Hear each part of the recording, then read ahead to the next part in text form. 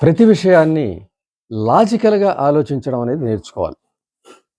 అంటే ఒక విషయాన్ని విన్నప్పుడు మామూలుగా ఆలోచించడం ఒక రకం. అయితే దాన్నే లాజికల్‌గా, కొద్దిగా క్రిటికల్‌గా, విమర్శనాత్మకంగా వాటికున్న కారణాలేమిటి? అందులో ఉన్న మెళకువలేమిటి? అందులో ఉన్న పొరపాట్లేమిటి? అందులో ఏమన్నా అంతరార్థం ఉందా? అది తప్పా? కరెక్టా? ఇలాంటి విషయాలను గూడా కొద్దిగా లాజికల్‌గా ఆలోచించడం అనేది మనసుకి అలవాటు చేయాలి. ఏ విషయాన్నైనా సరే. ఊరినే స్ట్రెయిట్‌గా ఆలోచించడం అనేది కొన్ని చోట్ల బాగున్నప్పటికీ గూడా, చాలా చోట్ల జీవితంలో అతి ముఖ్యమైన సంఘటనల్లో లాజికల్‌గా ఆలోచించడం అనేది చాలా ముఖ్యం. కొన్ని ఎగ్జామ్స్‌లో ఈ లాజికల్ రీజనింగ్ అనేది మనకి ఇవ్వడం జరుగుతూ ఉంటుంది. మనకి చిన్నప్పుడు గూడా కొన్ని లాజికల్ ప్రశ్నలు పిల్లల్ని అడగటం, వాటి నుంచి వాళ్ళకి సమాధానం, వాళ్ళు కొద్దిసేపు లాజికల్‌గా ఆలోచించకుండా సమాధానం చెప్తే అది కరెక్ట్ కాదు. వెంటనే చెప్తే సమాధానం కరెక్ట్ కాదు. కొద్దిగా లాజికల్‌గా ఆలోచించాలి. సాధారణంగానే ఉంటుంది ఆ విషయం ప్రశ్న అడిగినప్పుడు.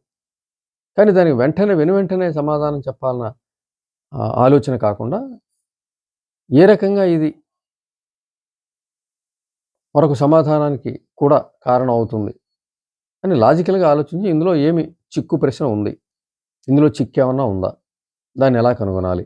అని కొద్దిగా ఆలోచించగలిగితే అసలైన సమాధానం బయటకొస్తుంది. ఉదాహరణకి మన చిన్నప్పుడు అందరికీ తెలిసినటువంటి ఒక చిక్కు ప్రశ్న, లాజికల్‌గా ఆలోచించి చెప్పాల్సిన ప్రశ్న ఏంటంటే, ఒక చెట్టు మీద 10 పక్షులున్నాయి. అందులో ఒక పక్షిని తుపాకీతో కాల్చినప్పుడు మిగిలి ఎన్నుంటాయి అనే ప్రశ్న మన చిన్నప్పుడు అందరం గూడా విని ఉంటాం. అయితే కొద్దిగా ఆలోచించకుండా లాజికల్‌గా, మామూలుగా 10లోంచి 1 తీసేస్తే 9 అని చెప్పడం లాజికల్‌గా ఆలోచించకపోతే వచ్చే సమాధానం. కొద్దిగా లాజికల్‌గా ముందుకెళ్తే, ఒకటి సరే ఎలాగూ అది ఎగిరిపోవచ్చు, దానికి తగలచ్చు, అది వేరే సంగతి. అయితే అసలు తుపాకీ సౌండ్‌కే మిగిలినవన్నీ లేచిపోవాలి గదా! జనరల్‌గా జరిగేదది. ఆ శబ్దానికి మిగిలినవి గూడా ఉండవు గదా! అనే ఒక లాజికల్‌గా ఆలోచించగలిగితే దానికి సమాధానం చెట్టు మీద ఏమి ఉండవు అనేది సమాధానం వస్తుంది. సో, ఆ లాజికల్ థింకింగ్ అనేది చిన్నప్పటి నుంచి గూడా పెంచడానికి వీలుగా అనేకమైనటువంటి చిక్కు ప్రశ్నలు, పొడుపు కథలు ఇవన్నీ గూడా మనకి ప్రచారంలో ఉన్నాయి. అవన్నీ గూడా చాలా చిన్నప్పుడే మనం అడుగుతూ ఉండడం, ఒకవేళ సమాధానం చెప్పనప్పుడు ఈ రకంగా చెప్పినప్పుడు అదెలా అవుతుంది అని అడిగినప్పుడు అసలు విషయం చెప్పడం, అది లాజికల్ రీజనింగ్ అని చెప్పడం, దాన్ని అలవాటు చేయడం. ఇదంతా కూడా ఒక బాల్యంలో ఒక ప్రాసెస్‌గా జరిగినటువంటి పరిస్థితిని మనం గమనించొచ్చు మన జీవితాల్లో. అలాగే ఇప్పటికీ కూడా ఈ లాజికల్ రీజనింగ్ గురించి అనేక చాలా చిక్కు ప్రశ్నలు అడుగుతూ ఉండడం, అలాగే పెద్దయ్యాక హై స్కూల్ స్థాయిలో భేతాళ కథలుంటాయి.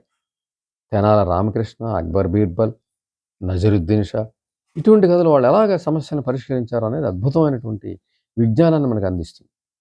లాజికల్‌గా ఆలోచించడం నేర్పుతుంది. అలా ఆలోచిస్తే మనసు వ్యాయామం చేసిన శరీరంలాగా ఫిట్‌గా ఉంటుంది. ఏదైనా కష్టం వస్తే తట్టుకోవడానికి వీలుగా శారీరక ఆరోగ్యం ఎంత ఆహ్, కోసం కృషి చేసి మనం ఎంత ఫిట్‌గా ఉంటామో, మనసుని గూడా ఎటువంటి పరిస్థితి వచ్చినా తట్టుకోవడానికి వీలుగా, ఆరోగ్యపరంగా ఉంచుకోవడానికి వీలుగా ఈ లాజికల్ రీజనింగ్ అనేది మనకు ఉపయోగపడుతుంది. లాజిక్‌గా ఆలోచించడం, ప్రశ్నాత్మకంగా ఆలోచించడం. ఇందులో ఏమన్నా వేరే అర్థం ఉందా అని ఆలోచించడం. ఈ రకమైన లాజికల్ రీజనింగ్‌తో మనకి మేధాశక్తి పెరిగే అవకాశం ఉంటుంది. అద్భుతమైనటువంటి ఆలోచనా జ్ఞానం పెరుగుతుంది. వెనువెంటనే సమాధానం ఇవ్వటం అనే దృష్టి మీద కాకుండా, ఇందులో ఏదైనా అంతరార్థం ఉందా? ఇంకా ఏమన్నా తెలుసుకోవాల్సి ఉందా? అనే మెథడ్ ఆలోచించడం మొదలుపెట్టినప్పుడు, మనకి తప్పనిసరిగా ఆ విజ్ఞానం మనకు ఉపయోగపడుతుంది. ఉదాహరణకి మనకి చాలా మోసాలు మనం చూస్తూ ఉంటాం. ఉదాహరణకు ఓ బోర్డ్ పెట్టి ఒక సంస్థని బోర్డ్ పెట్టి, అందులో మీరు ఇవాళ ఓ 10,000 కడితే వచ్చాడు ఇదే టైంకి 20,000 ఇస్తాం. దాంతో పాటు ఓ బహుమతి కూడా ఉంటుంది. ఈ రకమైన ప్రకటన కనిపించగానే, ఒక బోర్డు కనిపించగానే చాలామంది ఆశపడి లాజికల్‌గా ఆలోచించకుండా గబా గబా తెల్లారుతుంది, ఎప్పుడు తెల్లారుతుందా అని అక్కడికెళ్ళి ముందు కూర్చొని, ఆ 10,000 కట్టేసి 20,000 కోసం ఎదురు చూడడం అనేది చాలామంది దగ్గర గమనిస్తాం. ఆ మోసాలు చాలా జరిగాయి. నిన్న జరిగాయి, మొన్న జరిగాయి.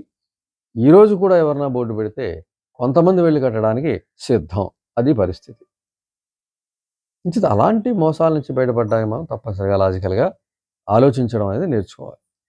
అప్పుడు బోర్డు పెట్టినవాడు 10,000కి 20,000 ఎలా ఇస్తాడు? ఏ బ్యాంకులు ఇవ్వలేవు. ఏ గవర్నమెంటు సంస్థలు గాని ఏవి ఇవ్వలేవు.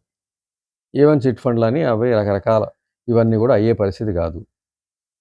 అంత కరెక్ట్‌గా ఎంతమందికి ఎలా ఇవ్వగలుగుతాడనేది ముఖ్యంగా మనకి ప్రశ్న రావాలి. లాజికల్‌గా ఆలోచించాలి. వాడు ఏం చేసి ఆ సంపాదన మనకి మనకి 10,000 మనకి తిరిగి మన 10,000, 20,000 ఇవ్వాలంటే వాడికి దాని మీద ఎంతో కొంత ప్రాఫిట్ వచ్చుండాలి. ఏం చేస్తే వాడికి సంస్థ నడపడానికి, ఉద్యోగస్తుల్ని జీతాలు ఇవ్వడానికి ఇవన్నీ కూడా వాడికి ఆదాయం వచ్చుండాలి గదా! ఇవన్నీ ఆలోచించి ఊరుకుంటే ఓకే. లేదసలు తెలుసుకుందామని వాడి దగ్గరికే వెళ్లి అడిగితే వాడికి అర్థమవుతుంది. వీడు లొంగే మనిషి కాదని. మా ప్రయత్నాలు మాకుంటాయండి. మా వ్యాపారం మాకుంటుందని. వస్తుందనే కదా మేము పెట్టామని కూడా ధీమాగా చెప్తాడు. మీరు పెట్టి చూడండి ఇవ్వకపోతే పడేయండి అని కూడా అంటాడు. ఈ రకమైనటం లాజికల్‌గా ఆలోచించడం మానేసి, వాడు చెప్పిన మాట వినేసి మనం డబ్బులు కట్టేస్తే, తర్వాత లబోదిబో మన పరిస్థితి మనం చాలా విషయాల్లో గమనిస్తాం. చిట్ ఫండ్ విషయంలో, ఇలాంటి డబుల్ ది అమౌంట్ విషయంలో చాలా మోసాలు జరుగుతూ ఉంటాయి. ఇవన్నీ కూడా చాలామంది పేపర్‌లో మనం అన్ని కాలాల్లో కూడా చూస్తూ ఉంటాం. మొన్న జరిగిపోతుంది, నిన్న జరిగిపోతుంది, ఇవాళ జరుగుతుంది, రేపు జరగని గ్యారంటీ కూడా లేదు. అంటే మోసగాడు సరికొత్తగా ఆలోచన వచ్చినప్పుడు దాని గురించి లాజికల్‌గా ఆలోచించడం నేర్చుకోవాలి. సరే జరిగిపోయిన మోసం వాడు చేయడు. కొత్త మోసాన్ని ఎంచుకుంటాడు.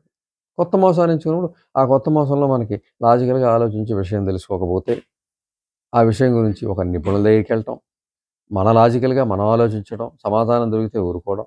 లేదంటే కొద్దిగా మనకన్నా కొద్దిగా మెరుగైనటువంటి స్థితిలో ఉన్నవాళ్ళు, వాళ్ళ దగ్గరికెళ్ళి నిపుణులు అంటాం. నైపుణ్యం ఉన్నవాళ్ళు వాళ్ళ దగ్గరికెళ్ళి మనం చర్చిస్తే విషయం బయటపడుతుంది. ఎందుకంటే ఇంతమంది ఎన్ని వ్యాపారాలు చేస్తున్నారు కష్టపడి.